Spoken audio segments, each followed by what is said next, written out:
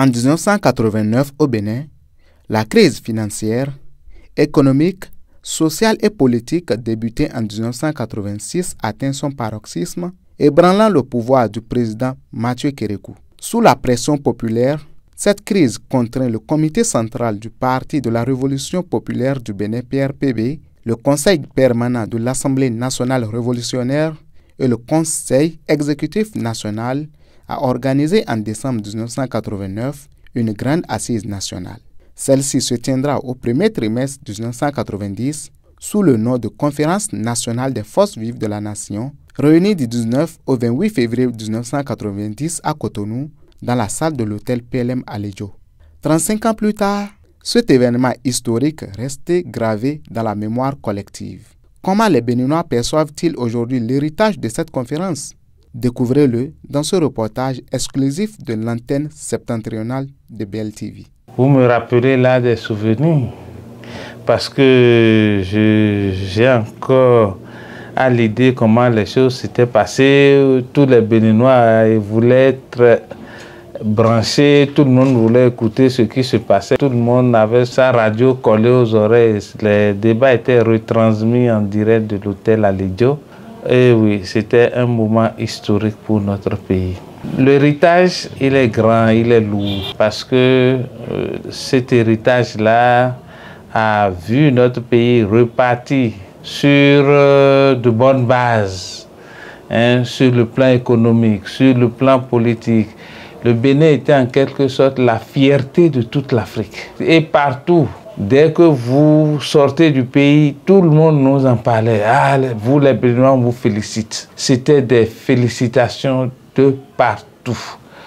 Et je me souvenais, dans la période, j'ai fait quelques voyages à l'extérieur du Bénin, mais c'était beau, c'était magnifique d'être Béninois parce que tout le monde nous en félicitait. Tout le monde, ça, sans exception. Et vraiment, c'était heureux et je pense que c'est ce qu'il faut retenir de cette période comme héritage. L'héritage de la conférence nationale, le moins qu'on puisse dire, c'est qu'il est en train de se dissiper. Au début, tout le monde était euphorique. Les premiers régimes, que ce soit Nicéphore Soglo, Kérékou, Yahi Boni, chacun a essayé tant bien que mal de s'en tenir aux acquis de la conférence nationale. Mais le régime actuel a revu d'abord la Constitution, ce qui était un tabou auparavant. Personne n'avait pu toucher à la Constitution. En plus, les libertés se sont fortement amenuisées. Ceux qui ont vécu la période révolutionnaire, la période que tout le monde connaît du général Mathieu Kérékou, on savait que ça n'allait pas et effectivement ça n'allait pas du nord au sud, il y avait tellement de problèmes. Et nous avons eu en son temps un président qui a pitié de sa population et il a souhaité qu'il y ait une conférence nationale des forces vives de la nation pour réconcilier tout le peuple béninois du nord au sud, pour nous réconcilier. Depuis lors, on est reparti sur le plan démocratique, sur de bonnes bases. Et sur le plan économique, l'économie du pays a été relancée. Les activités prospéraient bien. Bon, sauf que ces derniers moments, il y a, je dirais, un balbutiement de notre chère démocratie. Mais ce n'est qu'un balbutiement. Je crois bien que nous n'allons pas nous enfoncer plus qu'on l'a déjà fait. Il faut tout simplement revenir aux fondamentaux de la conférence. La conférence a décidé que désormais le Bénin serait un pays démocratique. Et il faut revenir à la démocratie pure et simple, au respect des libertés fondamentales des citoyens.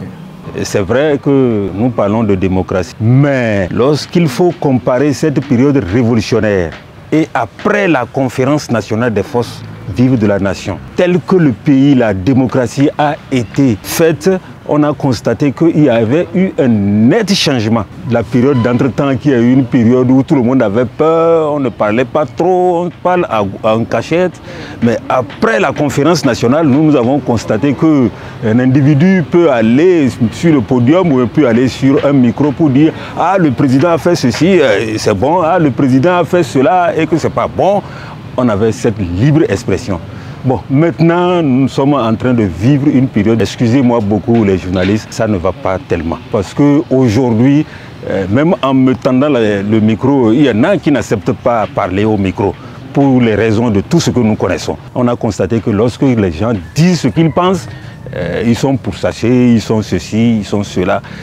Aujourd'hui, nous avons constaté que les mêmes problèmes de la période révolutionnaire, c'est cette période-là qui est en train de revenir tout doucement. Et si on ne fait pas attention, c'est qu'on sera en plein pied dedans. Et le président Talon, il est très intelligent et il suit de près tout ce qui se passe. Même nous qui parlons là, il nous suit. Donc je crois qu'il a la maturité, il va comprendre un jour que effectivement tout ce que les gens sont en train de dire, peut-être que la vie s'est bien serrée, il avait serré correctement, il va desserrer, s'il plaît à Dieu. Même à la fin, jusqu'à la fin de son mandat, nous allons l'apprécier et il va sortir par la grande porte, Inch'Allah.